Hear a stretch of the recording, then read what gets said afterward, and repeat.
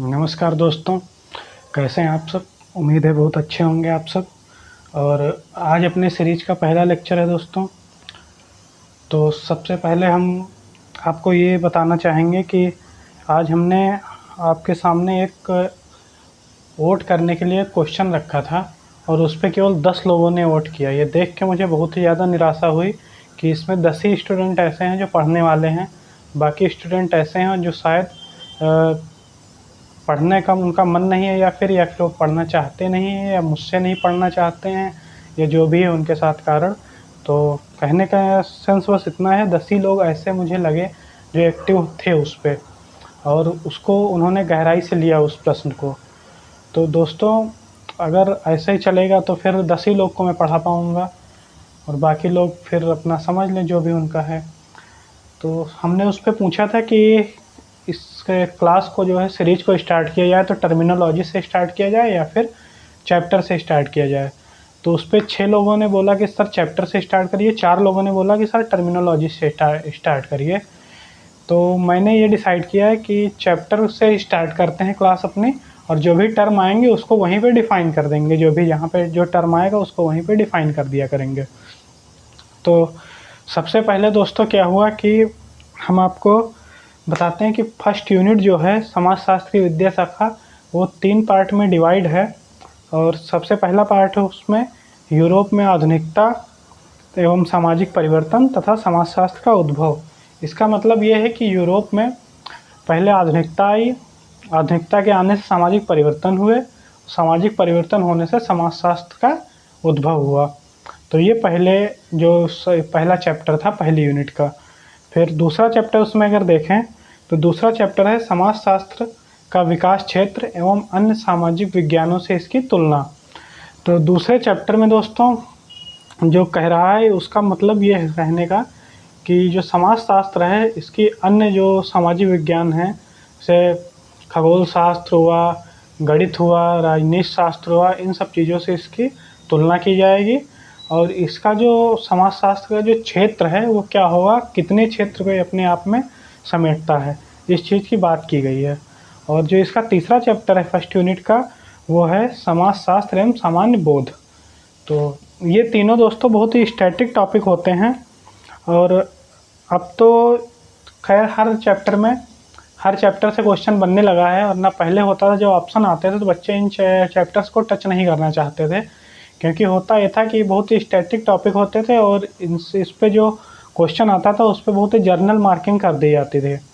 इस वजह से नंबर जो है बहुत एवरेज दिए जाते थे और बच्चे इन क्वेश्चन से दूर रहना चाहते थे। लेकिन अब क्या हो गया कि हर चैप्टर से क्वेश्चन आने लगे हैं, इसलिए अब जर्नल मार्किंग नहीं होती है, और अगर जैसा आप लिखेंगे वैसा ही आपको नंबर मिलेगा। तो सबसे पहले इसमें जब आपको बताएं कि समाजशास्त्र जो है शुरुआत कैसे करेंगे, तो शुरुआत का क्या दोस्तों कि जब कोई जैसे पृथ्वी पर जब मनुष्य आया तो उसके जो है चारों तरफ जो है केवल पर्यावरण था, और जो मनुष्य था वो इन्हीं पर्यावरण से अपनी ज़रूरतों को पूरा करता था। पर्यावरण से अपनी ज़रूरतों को तो पूरा कर लेता था, लेकिन जब मनुष्य आया तो उसके समक्ष कुछ जो है चुनौतियाँ भी थीं, उसकी कुछ आवश्यकताएं भी थीं।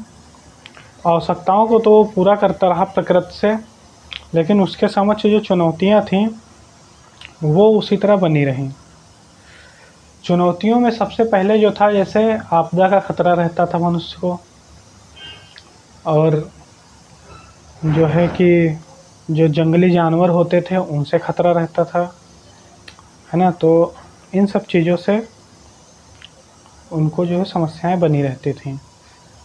उसके बाद जो है अभी भी मनुष्य का क्या है, मनुष्य के सामने बहुत सी चुनौतियां हैं। जैसे अभी भी आपदा आती रहती है, आतंकवाद का खतरा जो इस समय सबसे ज़्यादा वैश्विक तौर पे उभर के आ रहा है, आतंकवाद का खतरा। आतंकवाद के खतरे में तो अब साइबर जो क्राइम आ गया है वो बहुत ज़्यादा तेज़ी से फैल रहा है दोस्तों। तो चुनौतियाँ पहले भी थी, चुनौतियाँ अब भी हैं। इसी तरह जो है मनुष्य आया, प्रकृति थी आसपास, उसके बाद जो है पेड़ पौधे, जंगल थे, जानवर थे, ये सब चीज़ें थी। लेकिन एक चीज़ में केवल मनुष्य जो है वो जानवरों से अलग पाया जाता था, वह थे उसकी जो सामाजिक, वो उसका मानसिक विकास और उसकी जो शारीरिक क्षमताएं थीं, वो जो है जानवर से उसको अलग करती थी। जो मनुष्य की सोचने की क्षमता थी, वो उसको जानवर से अलग करती थी। अगर उसके शारीरिक विकास पे ध्यान दें तो कोई भी मनुष्य जो है, एक उसके पास 2 हाथ होते थे, 2 पैर होते थे मनुष्य के पास, जानवर के पास 4 के चारों पैर होते थे।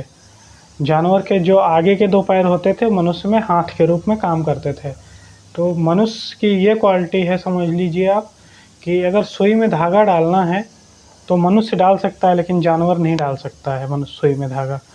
तो इस तरह से हाथ की जो उंगलियां हैं, सीधा खड़ा होना, ये सब मनुष्य की विशेषताएं थीं और जानवर ऐसा नहीं कर सकते थे। लेकिन हुआ क्या कि मनुष्य जो था वो अपनी समस्याओं का बेहतर से बेहतर समाधान करना चाहता था, और उस बेहतर से बेहतर समाधान करने के लिए उसको नए ज्ञान की आवश्यकता होती थी। और नया ज्ञान जो है उसको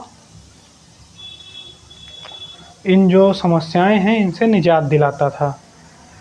तो यहीं से ज्ञान की शुरुआत होती है दोस्तों।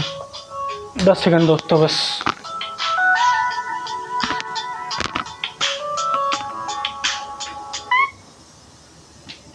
तो हुआ क्या दोस्तों कि जब ज्ञान अर्जन की शुरुआत यहीं से होती है, अपनी समस्याओं को समाधान करने के लिए, अपनी समस्याओं का समाधान ढूंढने के लिए मनुष्य को ज्ञान की आवश्यकता होती है, और मनुष्य ने यहीं से ज्ञान अर्जन शुरू किया। अब ज्ञान अर्जन शुरू करने से कैसे समस्याएं ख़त्म होती है, जैसे आप समझिए कि किसी पंखे की मैकेनिक्स अगर आपको पता है और वो पंखा ख़राब हो रहा है तो उसको आप सही कर सकते हैं। अगर ट्रैक्टर के बारे में आपको पता है, उसके पार्ट्स के बारे में पता है और ट्रैक्टर ख़राब हो रहा तो उसको आप सही कर सकते हैं। अगर आपको पता है कि साइकिल का जो पहिया होता है उसमें टायर के अंदर ट्यूब होता है और उसमें हवा भरी जाती है, तो अगर साइकिल आपकी पंचर हो रही है तो उसको आप सही कर सकते हैं। तो उसके बारे में आपको ज्ञान था, तभी तो आप उसकी समस्याओं का हल कर पाए। इसी तरह मनुष्य भी चाहता था कि जो समस्याएं हैं उनका हल निकाला जाए, और मनुष्य ज्ञान का अर्जन करने लगा। तो ज्ञान अर्जित करने की शुरुआत यहीं से होती है। फिर क्या हुआ कि मनुष्य जो है ज्ञान जो अर्जित करता था उसको अपने बच्चों को ज्ञान देने लगा, और जो समस्याएं मनुष्य सॉल्व कर चुका था उसके बारे में उसने अपने आने वाली पीढ़ियों को बताना शुरू कर दिया। अपने बच्चों को उसने बताया। तो जहाँ से अपने बच्चों को उसने बताना शुरू किया तो ज्ञान का हस्तांतरण शुरू हो गया वहाँ से, और यहीं से आप समझ लीजिए कि ज्ञान का संकलन भी शुरू हो गया। तो ज्ञान का हस्तांतरण शुरू हुआ, अपने बच्चों को बताया, फिर उसके जो बच्चे थे, इस तरह उसने अपने आगे वाली पीढ़ियों को 10-20 लोगों को एक साथ बैठा करके पढ़ाना शुरू किया। तो यहीं से शिक्षा प्रणाली की शुरुआत होती है। जो ज्ञान एक मनुष्य में था वो आगे आने वाले 10-20-50 लोगों में फैलने लगा। तो यहीं से शिक्षा प्रणाली की शुरुआत होती है। फिर क्या हुआ, उसके बाद मनुष्य पेड़ के नीचे बैठ के 10-20 लोगों को, 50 लोगों को बताना शुरू कर दिया वही ज्ञान। उसके बाद क्या हुआ कि मनुष्य ने कि जो ज्ञान था उसको पांडुलिपियों में या पत्थर पे या पत्तियों पे या छाल पे लिखना शुरू किया। तो वहाँ से ज्ञान का संकलन शुरू हो गया कि आगे आने वाले पीढ़ियों को उस ज्ञान के बारे में अवगत कराया जा सके। और जब मनुष्य ने उस ज्ञान को लिखना शुरू किया तो वहीं से लिपि का विकास हुआ दोस्तों। और शिक्षा के क्षेत्र में लिपि का विकास जो है एक बहुत बड़ी क्रांति का काम किया उसने। जो ज्ञान था अब वो एक पीढ़ी से दूसरी पीढ़ी में आसानी से हस्तांतरित होता जा रहा था। अब ज्ञान पुस्तकों में मिलने लगा था। अब ज्ञान पत्थरों के जो शिलालेख होते थे उस पे मिलने लगा था। अब ज्ञान जो है लोहे तांबे की चादरों पे लिखा जाने लगा था। तो यहाँ से ज्ञान का संकलन बहुत ही अच्छी तरह से होने लगा था दोस्तों। और यहीं से शिक्षा व्यवस्था की शुरुआत होती है। तो दोस्तों इस चीज़ को उम्मीद है आप समझ पाए होंगे कि शिक्षा क्या होती है। मैं जब पढ़ाना शुरू किया आपको तो इस चीज़ को, मेरा उद्देश्य यही था कि आप पहले तो ये जानें कि शिक्षा क्या होती है। शिक्षा को समझने के बाद आप समझेंगे कि समाजशास्त्री विद्या शाखा क्या है। तो जब शिक्षा व्यवस्था शुरू हुई इस तरह से, तो जो ज्ञान है वो हर चीज़ का ज्ञान अलग अलग पुस्तकों में संकलित किया जाने लगा। जैसे जो जंगल के बारे में ज्ञान था वो एक पुस्तक में संकलित किया गया, जानवरों के बारे में जो ज्ञान था वो एक पुस्तक में संकलित किया गया, मशीनों के बारे में जो ज्ञान था वो एक पुस्तक में संकलित किया गया, जड़ी बूटियों के बारे में जो ज्ञान था वो एक पुस्तक में संकलित किया गया। इस तरह से जो वहाँ का समूह था उसके बारे में जो ज्ञान था वो एक पुस्तक में संकलित किया गया। तो इस तरह से जब अलग अलग पुस्तकों में अलग अलग पक्षों का ज्ञान संकलित किया गया तो वहाँ से एक नए नए विषयों की शुरुआत हुई और हर जो ज्ञान था वो एक नई शाखा को जन्म दे रहा था दोस्तों। तो यहाँ से अलग अलग विषयों की शुरुआत होती है। तो अगर आप देखें कि ज्ञान का अंतिम उद्देश्य क्या था, तो ज्ञान का अंतिम उद्देश्य दोस्तों ये था कि किसी भी तरह से समस्याओं को सॉल्व करना है। अगर किसी को बुखार आ रहा है और उसके बारे में हमको ज्ञान है कि बुखार क्यों आ रहा है, तो हम उस पुस्तक को देखते थे जिसमें जड़ी बूटियों का जो ज्ञान संकलित किया गया था उस पर हम देखते थे कि बुखार में कौन सी जड़ी बूटी दी जाती है और वहाँ से बुखार की जड़ी बूटी देख के हम बुखार को ख़त्म कर देते थे।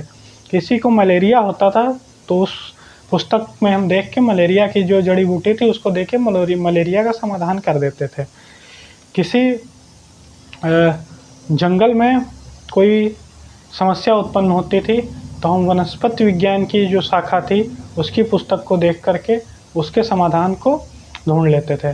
तो इस तरह से ज्ञान का अंतिम उद्देश्य था केवल समस्याओं का समाधान करना। और आज भी दोस्तों ज्ञान का अंतिम उद्देश्य यही है कि समस्याओं का समाधान करना। आप समझ सकते हैं अभी भी कि हमारा विज्ञान केवल इस चीज़ पे लगा हुआ है कि किस तरह से आपदा आती है तो उसको कितनी जल्दी से जल्दी आइडेंटिफाई कर लिया जाए कि कितनी देर में आपदा आने वाली है, क्यों आने वाली है। तो उस ज्ञान को वो केवल समस्या जो आपदा है उसके समाधान में यूज कर रहे हैं कि समाधान हो जाए किसी तरह से।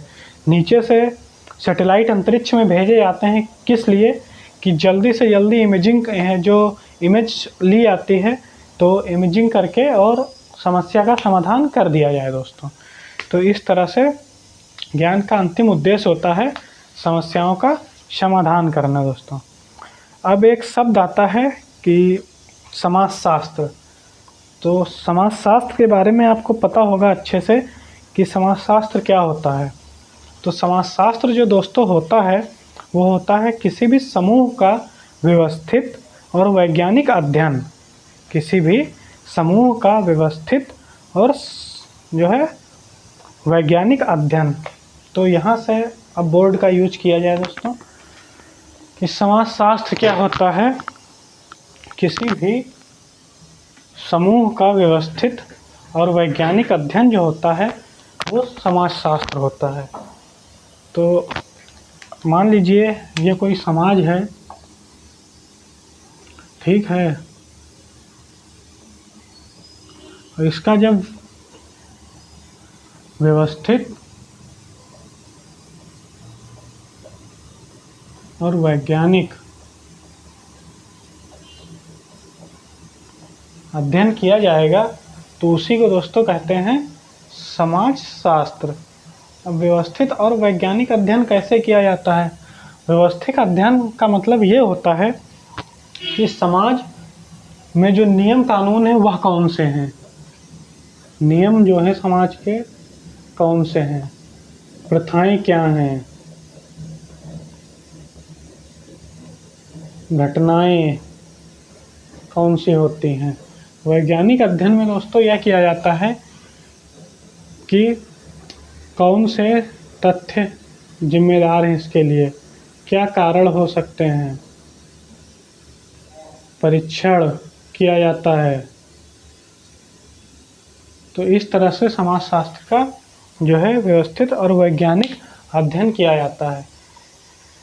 तो जब किसी समूह का व्यवस्थित और वैज्ञानिक अध्ययन किया जाता है तो उसे समाजशास्त्र कहते हैं दोस्तों। तो अब बात यह आई कि समाजशास्त्र को पढ़ा क्यों जाए, समाजशास्त्र को पढ़ा क्यों जाए। तो जो समाज है दोस्तों उसकी जो क्रियाविधि है, उसका जो मैकेनिज्म है, उसको समझने के लिए समाजशास्त्र का अध्ययन जरूरी था। अब समाज की ऐसी कौन सी क्रियाविधि थी जिसको समझना ज़रूरी था?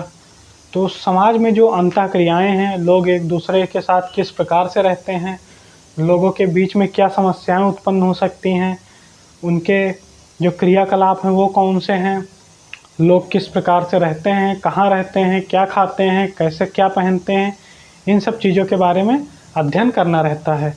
तो अगर ये मैकेनिक्स पता रहेगी किसी को तो वो समाज का अध्ययन आसानी से कर लेगा। अब दोस्तों बात आती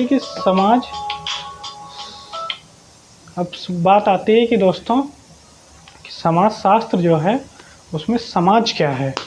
हमने आपको ये तो बता दिया समाज में जो है किस प्रकार से लोग रहते हैं, उनकी क्रियाविधि क्या रहती है और किस प्रकार से वो एक दूसरे के साथ बोलते हैं, किस प्रकार से एक दूसरे के साथ उनकी अंतःक्रियाएँ रहती हैं। लेकिन समाज क्या होता है ये भी जानना बहुत ज़रूरी है दोस्तों। तो अगर समाज को हम डिफ़ाइन करें तो समाज में होता है कि जब किसी समूह में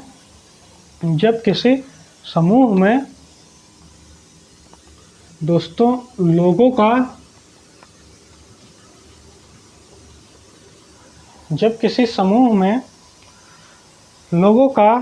आपसी संबंध,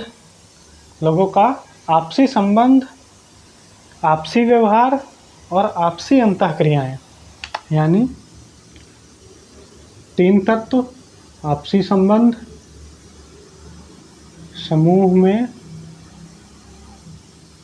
समूह का आपसी संबंध,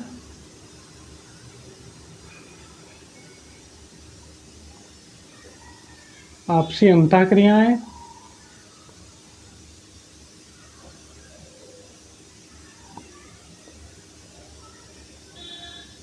और आपसी व्यवहार।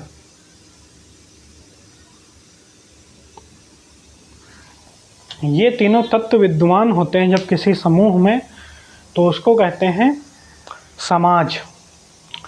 तो आपसी संबंध होना चाहिए, यानी जो व्यक्ति हैं उनका एक दूसरे से संबंध होना चाहिए, उनका एक दूसरे से एक व्यवहार होना चाहिए, उनके बीच एक दूसरे से अंतःक्रियाएँ होनी चाहिए। जैसे अगर आपसी संबंध की बात करें तो एक परिवार होगा, कुछ लोग होंगे, मान लीजिए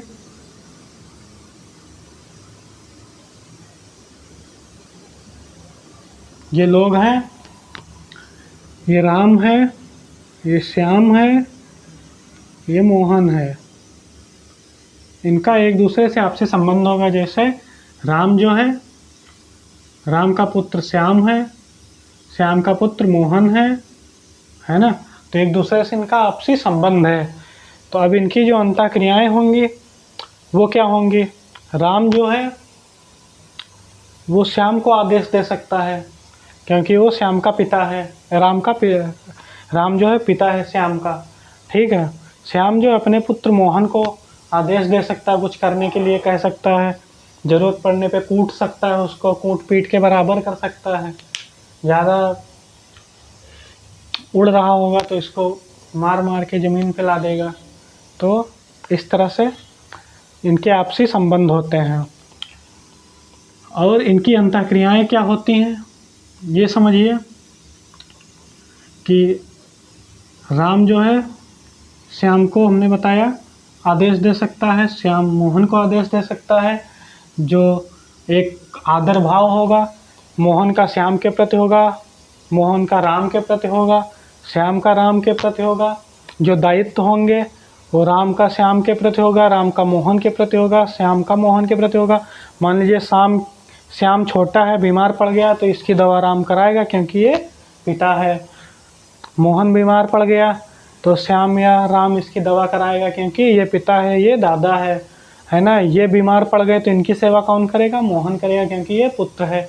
तो इस तरह से इनकी अंतःक्रियाएँ होती हैं, इनके आपसी व्यवहार होते हैं। जैसे राम जो है इसका पुत्र श्याम है तो श्याम जो है इसको प्रणाम करेगा, इसको सम्मान करेगा, राम को। मोहन भी इसका सम्मान करेगा, है ना। तो ये इनका आपसी व्यवहार होता है। तो जब किसी समूह में ये तत्व विद्यमान होते हैं तीनों, तो उसको समाज कहते हैं। अब दोस्तों समाज और समाजशास्त्र, तो आपने ये समझा कि समाजशास्त्र क्यों आवश्यक है, समाजशास्त्र क्या होता है और समाज क्या होता है। ये आपने समझा। तो समाज, लेकिन एक चीज़ यहाँ पे बता दें पहले आपको कि समाज जो है उसका जो अंतःक्रियाएँ हैं या उसकी जो मैकेनिज़्म है उसको समझना क्यों ज़रूरी है, ये भी एक बड़ा प्रश्न है। इसको भी जान लेना चाहिए यहीं पे। तो मान लीजिए समाज के किसी हिस्से में अगर कोई समस्या आ रही है तो उसके सॉल्यूशन के लिए, उसके समाधान के लिए उसकी मैकेनिज़्म को ज़रूरी है।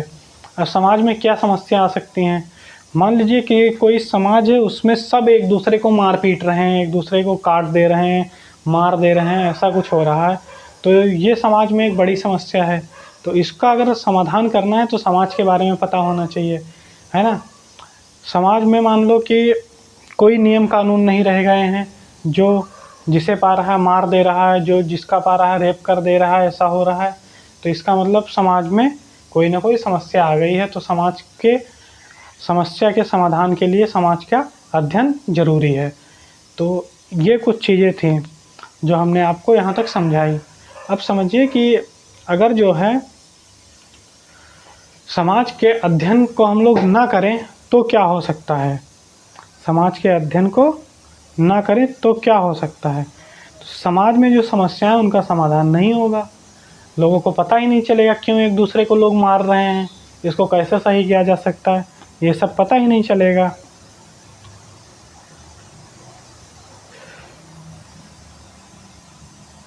अगर जो है एक चीज़ और समझिए कि ज्ञान जो हमने आपको बताया, एक बार फिर से बता दें कि समस्याओं के समाधान करने के लिए ज्ञान की आवश्यकता होती है।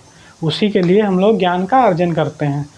तो अगर गलत ज्ञान पुस्तकों में संकलित कर दिया जाए या अपने आने वाली पीढ़ी को ट्रांसफ़र कर दिया जाए गलत ज्ञान, तो किसी भी समस्या का समाधान नहीं होगा, है ना? समस्या और बिगड़ती चली जाएगी। अगर आपका फ़ैन ख़राब हुआ है और आपको फ़ैन बनाने की जगह आपको एसी बनाने की वो मैकेनिज़्म बता दी जाए, तो आप फ़ैन को नहीं सही कर पाएँगे। तो इस तरह से जैसे मैथ का अगर कोई ट्रिग्नोमेट्री की समस्या है, फार्मूला a² + b² + 2ab आपको बता दिया जाए, जबकि वहाँ पे sin² थीटा + cos² थीटा बराबर 1 का लगना हो फार्मूला, और आपको बता दिया जाए नहीं इसमें a + b का होल स्क्वायर बराबर a² + b² + 2ab का फार्मूला लगेगा, तो वो समस्या आप सॉल्व नहीं कर पाएंगे। तो इस तरह से जो गलत ज्ञान होता है वो समस्या का समाधान नहीं होने देता है। अब थोड़ा-थोड़ा यूरोप की तरफ बढ़ते हैं, क्योंकि समाजशास्त्र का उद्भव तो यूरोप में ही हुआ था। तो यूरोप में अगर आपको देखें कि समाजशास्त्र उद्भव और विकास कैसे हुआ यूरोप में, ये हम आपके साथ देखेंगे। दूसरा देखेंगे समाजशास्त्र की प्रकृति क्या है, अर्थात विज्ञान है या कला है, इसका अध्ययन किस रूप में किया जाना है, विज्ञान की तरह किया जाना है या कला की तरह किया जाना है। तीसरा देखेंगे कि अध्ययन की जो विषय वस्तु है वह क्या है। तो दोस्तों यहाँ पर हम आपको बताते चलें कि जो समाज शास्त्र है इसको फर्स्ट यूनिट से हमने इसीलिए शुरू किया ये इस बार की सीरीज़, कि जो किसी भी जो विज्ञान या किसी भी विषय के जो स्टार्टिंग के 2-3 चैप्टर होते हैं वो उस विषय की जानकारी देते हैं। और अगर उस विषय की आपको अच्छी जानकारी है तो उस विषय में आने वाले जो चैप्टर रहेंगे उसको समझना बहुत आसान हो जाता है दोस्तों। तो इसीलिए जो है समाजशास्त्र की जो सीरीज स्टार्ट की गई है अपनी, उसमें हमने फर्स्ट यूनिट से इसीलिए स्टार्ट किया दोस्तों। तो अब हम देखेंगे कि जो फर्स्ट यूनिट है उसको किस किस पार्ट में हम लोग डिवाइड करेंगे। तो यहाँ पे सबसे पहले दोस्तों देखते हैं कि किस किस यूनिट में इसको डिवाइड करना है। तो अगर हम बात करें यहाँ पे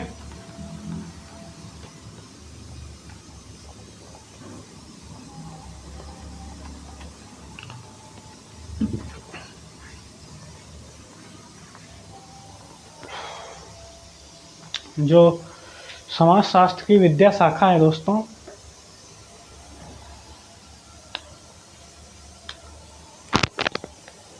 समाजशास्त्र की विद्या शाखा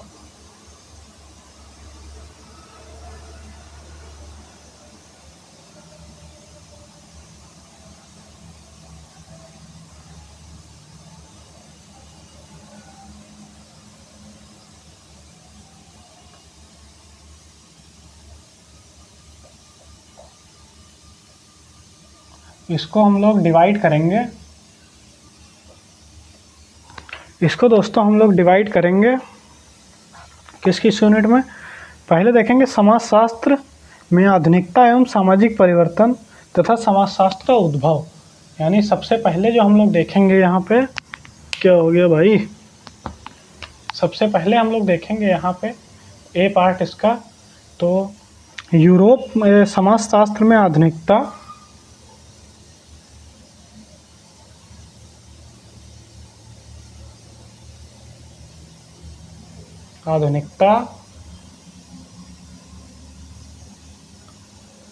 सामाजिक परिवर्तन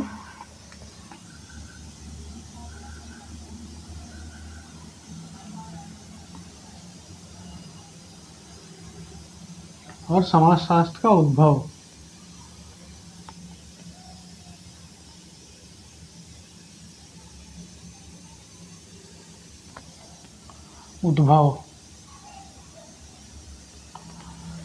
तो पहला जो चैप्टर हम लोग इसको डिवाइड करेंगे, तो उसमें सबसे पहले हम लोग पढ़ेंगे समाजशास्त्र में आधुनिकता, सामाजिक परिवर्तन और समाजशास्त्र का उद्भव। तो इसमें एक चीज़ आप समझिए, एक टर्म आ रहा है आधुनिकता, क्या होती है दोस्तों। इस टर्म को समझना ज़रूरी है यहीं पे, वरना ये आगे आपके लिए बहुत मुसीबत करेगा अगर समझ में नहीं आया तो। आधुनिकता क्या होती है, जब समाज में प्रत्यक्ष, वास्तविक और पर्याप्त परिवर्तन होते हैं, यानी प्रत्यक्ष, वास्तविक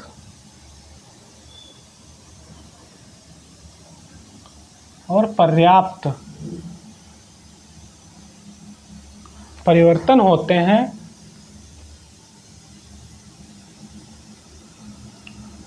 तो इसको आधुनिकता कहते हैं दोस्तों।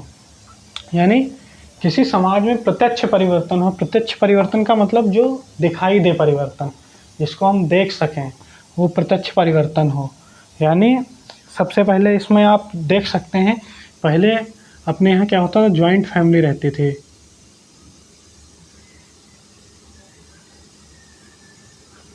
वो अब आ गई है न्यूक्लियर फैमिली पे। ये आपको दिखाई दे रहा है कि जॉइंट फैमिली से न्यूक्लियर फैमिली पे आ गई है। तो ये एक प्रत्यक्ष परिवर्तन है जिसको हम लोग देख सकते हैं।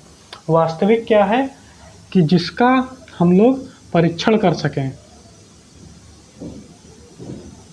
परीक्षण करके जिसका हम लोग पता लगा सकें, वो वास्तविक होता है।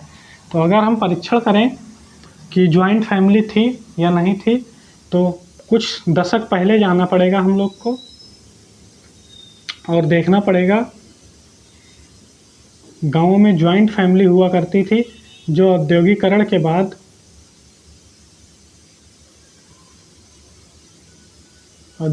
के बाद ये हो गई हैं न्यूक्लियर फैमिली आ गई हैं। तो इसका हम लोग परीक्षण कर सकते हैं।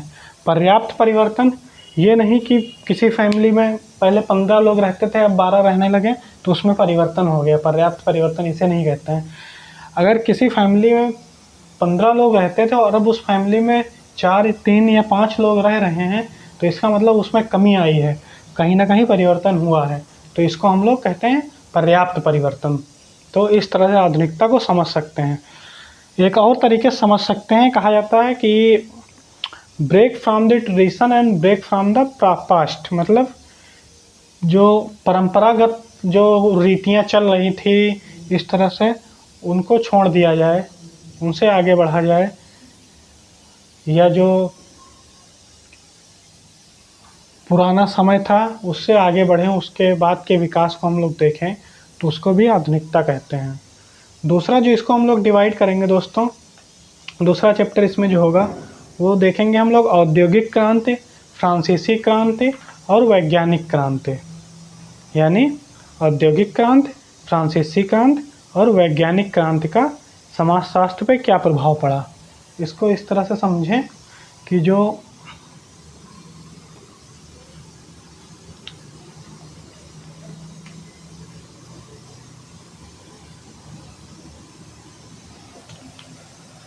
दूसरा जो इसमें हम लोग देखेंगे वो था कि औद्योगिक क्रांति,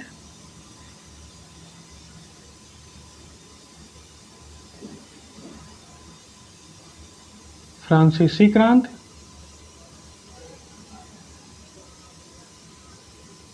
वैज्ञानिक क्रांति,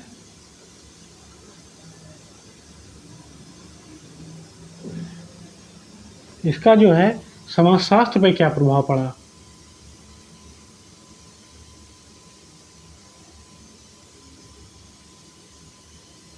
ऐसा तो नहीं हम लोग इसको मतलब पढ़ते चले जाएं केवल इसका समाजशास्त्र पे कोई प्रभाव ही ना हो, तो इसको हम लोग क्यों पढ़ेंगे औद्योगिक क्रांति, फ्रांसीसी क्रांति और वैज्ञानिक क्रांति। इसलिए पढ़ेंगे समाजशास्त्र पे इसका क्या प्रभाव पड़ा ये जानने के लिए। और कहीं ऐसा तो ना हो कि हम लोग केवल पढ़ लें और समाजशास्त्र पे इसका कोई प्रभाव ना हो, अपने किसी काम ना आए। तो ये देखना भी ज़रूरी है कि समाजशास्त्र पे इसका कोई प्रभाव है या नहीं है। तो दूसरी चीज़ हम ये देखेंगे।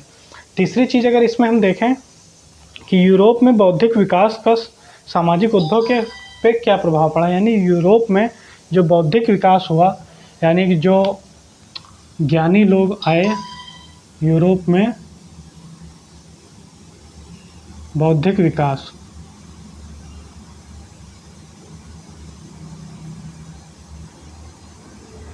यूरोप में बौद्धिक विकास का समाजशास्त्र पे क्या प्रभाव पड़ा। तो ये भी हम लोग देखेंगे कि यूरोप में जो विद्वान या इस तरह के लोग पैदा हुए, मॉन्टेस्क्यू और ये रूसो वगैरह, तो इनका इस पर क्या प्रभाव पड़ा, ये इसमें हम लोग देखेंगे।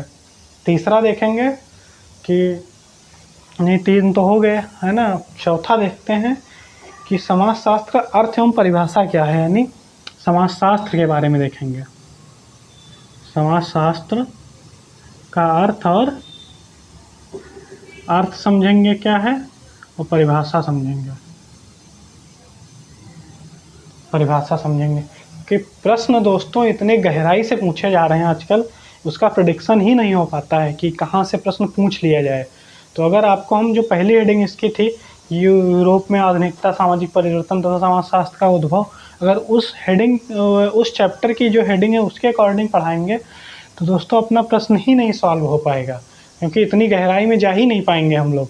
लेकिन इसको जब हम लोग इतने पार्ट में डिवाइड कर देंगे, एक एक उसके एक एक बिंदु पे हम लोग ध्यान देंगे, तो प्रश्न कितनी भी गहराई से आए उसको आसानी से सॉल्व किया जा सकता है।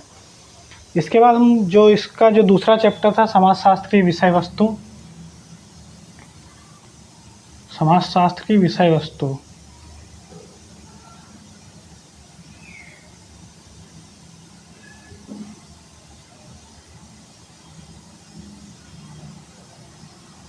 ये ठीक वैसे ही है जैसे कोई बच्चा यहाँ पे जन्म लिया, ठीक है, समाजशास्त्र का उद्भव हुआ, पहले कोई बच्चा जन्म लिया, उसके जन्म पे किन किन घटनाओं का प्रभाव पड़ा, ठीक, उसके बाद जो वहाँ के विद्वान थे उनका क्या प्रभाव हुआ उसके जन्म पे, फिर उस बच्चे का नामकरण क्या हुआ, है ना, फिर उस बच्चे की जीवन शैली किस प्रकार की रही।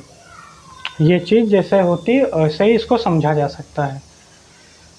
उसके बाद जो विषय क्षेत्र का मतलब ये है कि समाजशास्त्र में किन किन चीज़ों का अध्ययन हम लोग करेंगे, ये यहाँ पे हम समझेंगे।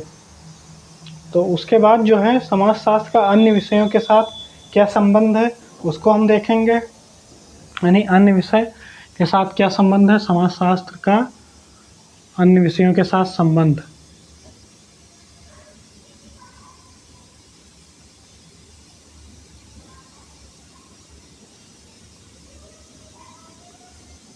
संबंध, तो इसको हम जब समझेंगे तो इसमें सबसे पहले हम देखेंगे समाजशास्त्र का इतिहास के साथ क्या संबंध होता है, समाजशास्त्र का अर्थशास्त्र के साथ क्या संबंध होता है, समाजशास्त्र का जो है वो राजनीति शास्त्र के साथ क्या संबंध होता है, समाजशास्त्र का मनोविज्ञान के साथ क्या संबंध होता है, और एक अब नई जो धारणा आ गई है वो आई है समाजशास्त्र का जो उसके नीति शास्त्र के साथ क्या संबंध होता है। तो इन चीज़ों को देखेंगे यहाँ पे हम लोग। तो यहाँ पे आकर के आपको बता दें कि ये जो चीज़ थी कि समाजशास्त्र को किन किन पार्ट में हम इस यूनिट को डिवाइड करके पढ़ेंगे, ये यहाँ तक आप समझ चुके होंगे उम्मीद है। तो अब हम लोग देखेंगे कि समाजशास्त्र में आधुनिकता सामाजिक परिवर्तन तथा समाजशास्त्र का आविर्भाव कैसे हुआ। तो यहाँ से इस चीज़ को समझेंगे। तो अगर इस चीज़ को हम समझें, सबसे पहला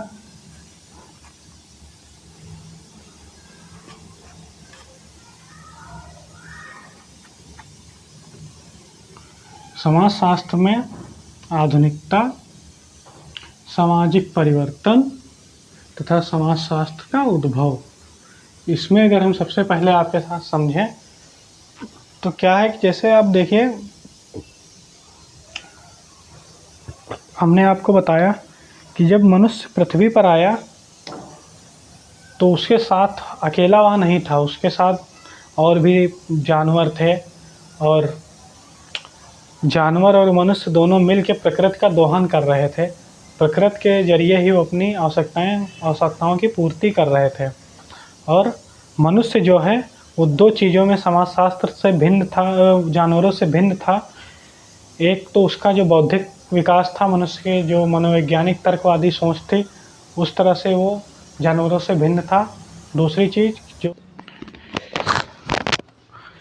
तो सबसे पहले हम इसमें देखेंगे कि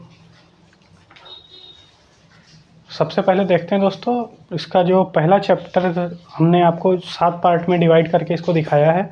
तो उसमें से सबसे पहला जो चैप्टर है वो देखेंगे आपके साथ, और उसमें जो सबसे पहले है कि यूरोप में आधुनिकता तथा सामाजिक परिवर्तन और समाजशास्त्र का उद्भव, ये चीज़ समझेंगे सबसे पहले।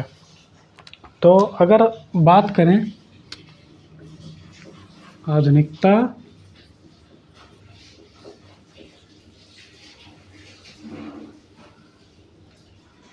सामाजिक परिवर्तन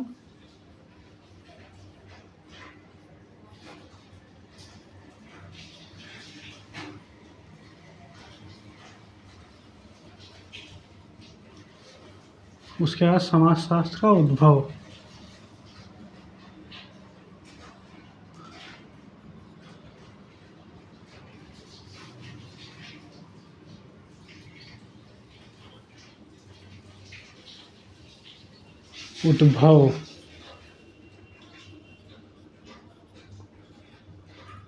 इसको अगर समझें दोस्तों हम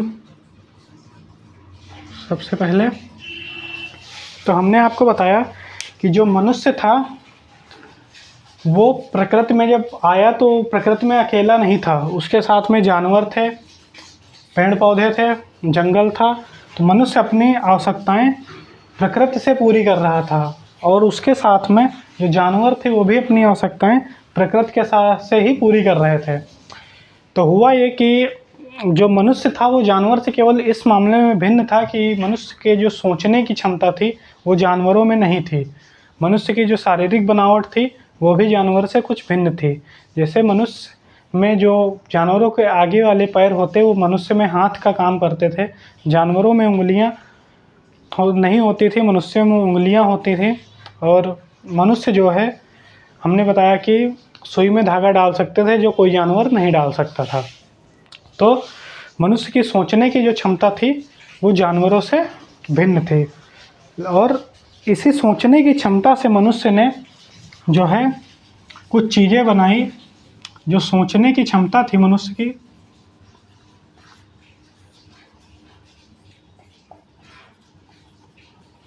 इसी से मनुष्य ने ज्ञान का अर्जन किया,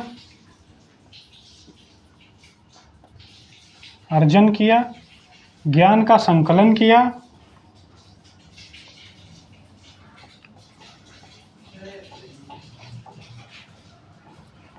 ज्ञान का हस्तांतरण किया,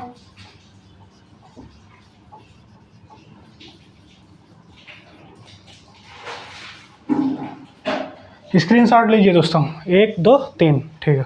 ज्ञान का जो सोचने की क्षमता थी, इसी से ज्ञान का अर्जन हुआ, ज्ञान का संकलन हुआ, ज्ञान का हस्तांतरण हुआ। तो इसी से शिक्षा प्रणाली की शुरुआत हुई।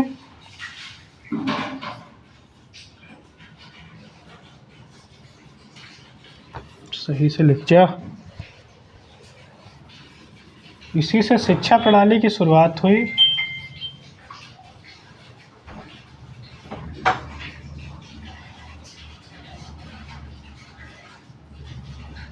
और इसी शिक्षा प्रणाली की शुरुआत के साथ विकास हुआ विद्या। जो आपकी पहली यूनिट है समाजशास्त्र की विद्या शाखा या विषय के रूप में, तो यहीं से दोस्तों विकास होता है किसका? विषय का। जब संकलन अलग अलग पक्षों का संकलन अलग अलग पुस्तकों में हुआ तो नई नई शाखाएं बनी और उन्हीं शाखा को विषय का नाम दिया गया। तो यहाँ से शिक्षा का जो है विषय का निकलता, समाजशास्त्र एक विषय के रूप में या समाजशास्त्र की विद्या शाखा वही चीज़ है। तो ये हमने आपको बताया। तो जो मनुष्य था, जो उसके सोचने की क्षमता थी, तो उसके सोचने की क्षमता जो थी, इसी के द्वारा उसने कुछ चीज़ों का विकास किया। कुछ भौतिक चीज़ों का विकास हुआ तो कुछ अभौतिक चीज़ों का विकास हुआ। कुछ भौतिक चीज़ों का विकास किया तो कुछ अभौतिक चीज़ों का विकास किया। भौतिक चीज़ों को समझे तो जैसे उसने कुर्सी बनाई, मेज बनाई, पंखा बनाया, है ना, गाड़ी बनाई, बर्तन बनाए। ये सब चीज़ें जो थी वो भौतिक चीज़ें थी जिसका मनुष्य ने विकास किया। अगर अभौतिक चीज़ों में बात करें दोस्तों तो उसकी संस्कृति यानी बोलचाल, बोली, भाषा, रीति रिवाज, धर्म, है ना, ये सब चीज़ें उसने विकास की। बोली, भाषा, ये सब उसकी संस्कृत में, कुल मिला के ये संस्कृत में संस्कृत का विकास किया जो अभौतिक चीज़ है। ठीक है, इन चीज़ों का मनुष्य ने विकास किया अपने सोचने की क्षमता की वजह से, जो जानवरों से भिन्न थी। तो इन सब चीज़ों का जब मनुष्य ने विकास किया, इन्हीं को क्या कहते हैं? भौतिक अभौतिक जो ये चीज़ें हैं, इसी को कहते हैं दोस्तों सभ्यता। इसी को कहते हैं सभ्यता। इसी को क्या कहते हैं? भौतिक और अभौतिक को सभ्यता कहते हैं। जिन चीज़ों का विकास हुआ इसी को सभ्यता कहते हैं दोस्तों। तो इन सभ्यताओं को रख के जो समूह बने, इन सभ्यताओं को रख के जो समूह बने, वही समूह दोस्तों कहलाए समाज। इन सभ्यताओं को रख के जो समूह बने, वही समूह क्या कहलाए? समाज कहलाए। ये समूह क्या कहलाए दोस्तों? इन सभ्यताओं को रख के जो समूह बने, समूह। ध्यान दीजिए दोस्तों, इन्हीं सभ्यताओं को रख के जो समूह बने, इन्हीं समूह को कहा गया समाज। यानी क्या एक परिभाषा निकल के आती है दोस्तों यहाँ से समाज की, कि समाज क्या होता है? सभ्यता युक्त, भौतिक तथा अभौतिक सभ्यता युक्त समूह को समाज कहते हैं। भौतिक तथा अभौतिक सभ्यता युक्त समूह को समाज कहते हैं। फिर से समझिए दोस्तों, भौतिक तथा अभौतिक सभ्यता युक्त समूह को समाज कहते हैं। यानी इन सोचने की क्षमता की वजह से भौतिक और अभौतिक चीज़ों का विकास किया, है ना, इन्हीं को कहा गया सभ्यता। इस सभ्यता युक्त जो समूह होते थे, इसी को कहा गया समाज। सोचने की क्षमता से भौतिक अभौतिक का विकास हुआ। भौतिक अभौतिक के विकास को कहते हैं सभ्यता। सभ्यता रखने वाले समूह को समाज कहते हैं। यहाँ से समाज की परिभाषा निकल के आई। उम्मीद है ये चीज़ आपको बहुत ही अच्छे से समझ में आ गई होगी। तो इसके बाद क्या होता है कि समाज का तो विकास हो गया यहाँ से। अब जो समूह थे, अलग अलग समूह थे, कई समूह रहते थे। एक समूह ये था, एक समूह ये था, एक समूह ये था, समूह ये था, है ना। इन सब का एक दूसरे से ज़रूरत पड़ती थी, एक दूसरे संबंध रखते थे, है ना। ठीक ऐसा ही इधर भी होता था। तो मान लीजिए कि ये जो समूह हैं, इनकी ज़रूरत एक दूसरे से पड़ा करती थी, एक दूसरे से ये लोग संबंध रखते थे। और जो इनके संबंध होते थे वो राजनीतिक संबंध होते थे। राजनीतिक हो सकते हैं, सामाजिक हो सकते हैं, आर्थिक हो सकते हैं, है ना, शारीरिक हो सकते हैं।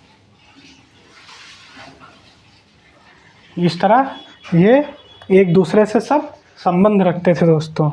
और इन्हीं संबंध से जो है क्या होता था कि नातेदारी व्यवस्था यहीं से निकलती थी, क्योंकि जब सामाजिक संबंध होते थे उनके एक दूसरे से, जो समूह होते थे उनके एक दूसरे से जो संबंध होते थे, उन्हीं से नातेदारी व्यवस्था निकलती थी। एक दूसरे के वो लोग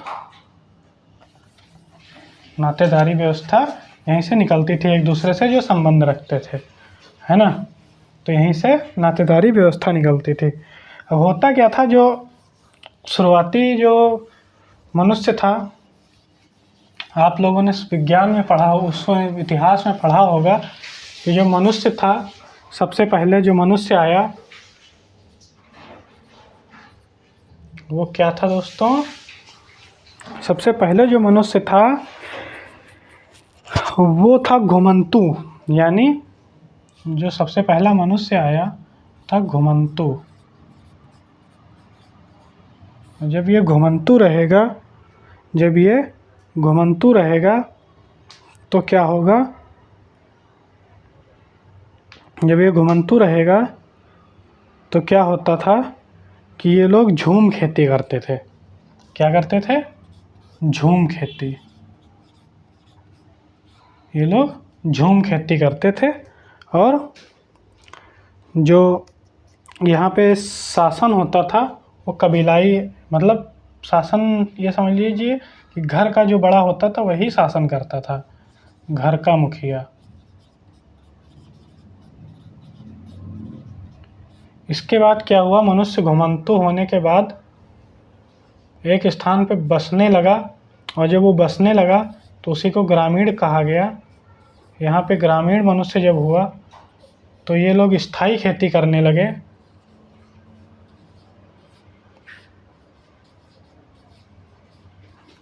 जब ये लोग स्थायी खेती करने लगे तो यहाँ पे कबीलाई शासन होने लगा।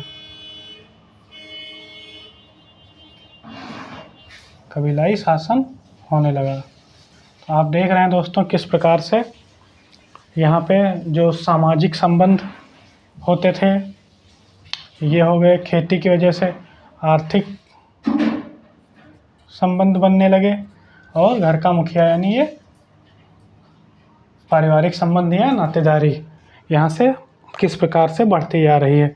उसके बाद क्या हुआ कि जो लोग थे वो और आगे बढ़े, और यहाँ पे ग्रामीण समाज से आगे शहरीकरण हुआ। ये सब यूरोप के बारे में हम लोग पढ़ रहे हैं दोस्तों, इसको नोट कर लेना आप। यूरोप का अध्ययन हो रहा है यहाँ पे, यूरोप के बारे में आपको ये चीज़ें हम बता रहे हैं, कैसे कैसे मनुष्य का विकास हुआ। उसके बाद जब शहरीकरण हुआ,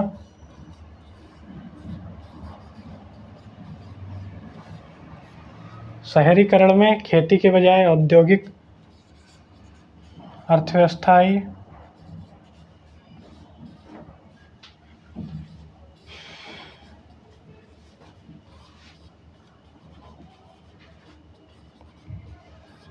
यहाँ पे लोकतंत्र स्थापित हुआ।